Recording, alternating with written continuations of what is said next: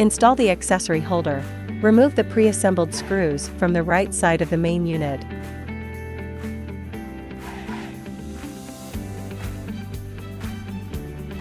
Affix the accessory holder onto it, and then secure the screws back. Install the filter on the right side. The installation process for the left accessory holder and filter is the same as on the right side.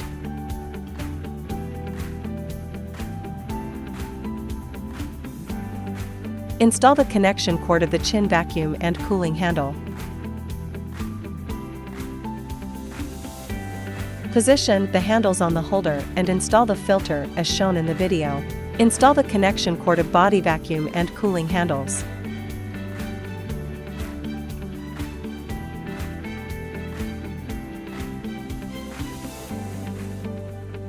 Fill the instrument with water before switching it on. Pure water or distilled water are both available. Filling water. Take off the nut and rubber plug from the overflow. Attach the funnel to the inlet. Pour water through the funnel until it starts flowing out from the overflow. Secure the nut and plug back on, and then remove the funnel.